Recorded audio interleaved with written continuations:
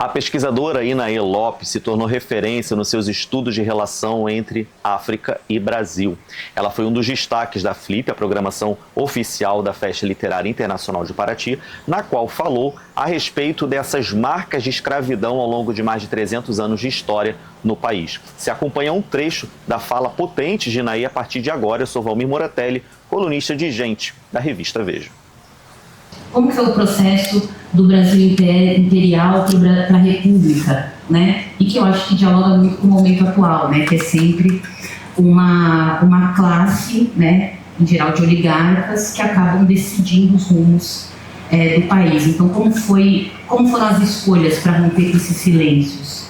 Bom, eu acho que a primeira condição para fazer as escolhas foi justamente parte do pressuposto que o racismo é um sistema de poder que organiza a modernidade. Então, a partir do momento em que as sociedades de diferentes partes do globo se conectaram por meio de um processo de colonização europeia, o racismo vem operando, e o racismo é historicamente determinado também. Então, o racismo do século XVI não é o mesmo do século XVII, que por sua vez não é o mesmo do século XVIII, mas é um sistema que continua operando e usa essa abstração, enfim, que é um equívoco, mas que segue ordenando a maneira como a gente enxerga o mundo, que é a raça, a ideia de raças humanas, para definir que lugares os sujeitos vão estar. Então, esse é o pressuposto da denúncia, e acho que sobretudo o livro O Racismo Brasileiro tinha esse intuito, é um livro para denunciar uma dimensão que a gente naturaliza e que geralmente a gente joga para a história do negro no Brasil, como se a história do negro no Brasil não fosse a história do Brasil,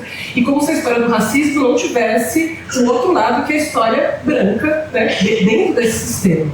E a partir daí, uma outra dimensão também que para mim foi muito importante foi fazer um jogo, digamos assim, entre macroestrutura e microhistória, né? Então, a macroestrutura estava dentro dessa dimensão da denúncia, então trazer justamente esses momentos que a gente entende e a gente aprende, né, como momentos de canetada, e que são os momentos em que a gente tem uma repactuação por uma grande permanência do Brasil, que é uma permanência racista.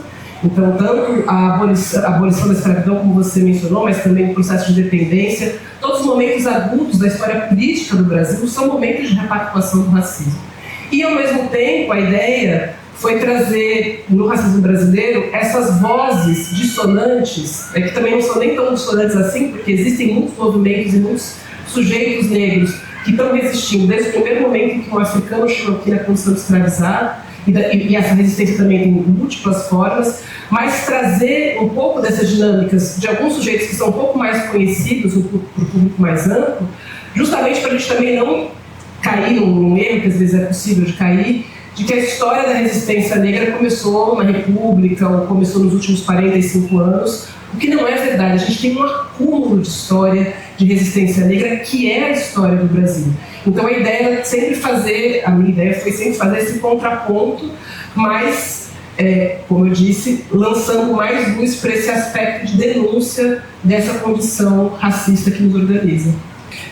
E é um livro que, na verdade, é fruto da minha tese de doutorado, na qual eu tinha o intuito de entender como que funcionaram as duas maiores cidades escravistas do mundo, que foram, respectivamente, Rio de Janeiro e Havana. Em algum momento ali, no período que eu estudo, que é de 1763 a 1843, tem uma rivalidade, assim, no momento que Havana tem mais escravizados, depois o Rio de Janeiro, por conta, enfim, do Brasil e dessa forte relação que o Brasil tem com o tráfico, por conta da existência de traficantes brasileiros, suplanta Havana e, de fato, se transforma na maior cidade escravista do mundo.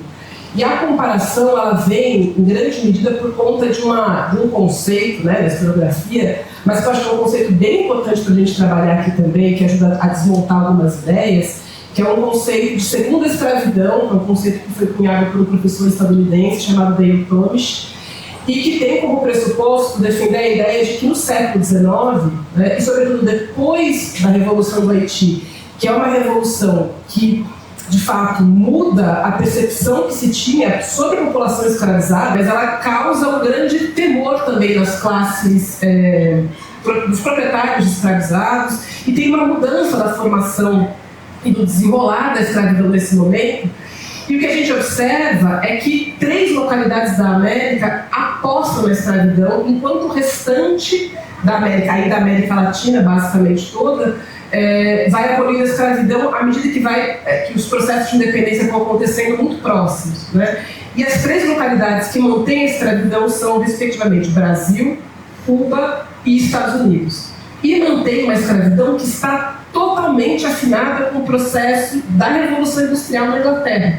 Então, em última medida, a Revolução Industrial inglesa só aconteceu porque tinha escravidão acontecendo aqui, né? Então, isso também faz com que a gente observe e olhe que o capitalismo é muito mais complexo do que a gente imagina, cabe muito mais coisa, inclusive a escravidão, né? Então, o que eu quis estabelecer foi uma relação que partisse desse chão comum de uma ideia de sociedades que em que, né, as elites se articulam para manter a escravidão no momento em que já há um discurso abolicionista muito forte, e não é um discurso qualquer, é um discurso da Inglaterra, que foi a maior escravista do mundo, a maior traficante de escravizados do mundo, mas que faz uma virada por conta da Revolução do Haiti. Mas o que acontece é que essas 3 localidades mantêm, né, a escravidão. E o Brasil e Cuba mantêm via tráfico. Os Estados Unidos têm uma outra história, que é um pouco distinta, mas o Brasil e Cuba mantêm via tráfico, e a abolição da escravidão nesses 2 países era muito próxima, né? Então, Cuba é em 1886 e Brasil é em 1888. Então, são 2 territórios que se reorganizam para, e aí eu vou fazer uso de uma frase que eu acho maravilhosa do Luiz Felipe de Alencastro, para apostar na escravidão no futuro. Então, eu queria entender que aposta foi essa num espaço, que é o espaço urbano, que geralmente é entendido como um espaço em que a escravidão não é muito reconhecida como um elemento central, quando, na verdade, né? Você está falando de cidades escravistas, a gente está dizendo que são cidades que dependem da escravidão para funcionar. Então, isso foi bem interessante e ver a articulação dessas elites, que eles estão se lendo. A elite cubana está atenta ao que a elite portuguesa e depois a elite brasileira está fazendo e vice-versa. Então, há uma pertença americana, brasileira, que muitas vezes fica só nessa conexão Brasil e Estados Unidos, né, que é muito mais complexa e muito mais, enfim, profunda do que a gente costuma analisar. Então, peguei um norte dessa complexidade toda para trabalhar também com esse espaço que, ao meu ver, também é uma provocação, né? A gente tem poucos estudos urbanos que, de fato, recuperam o peso que a escravidão teve na formação das cidades.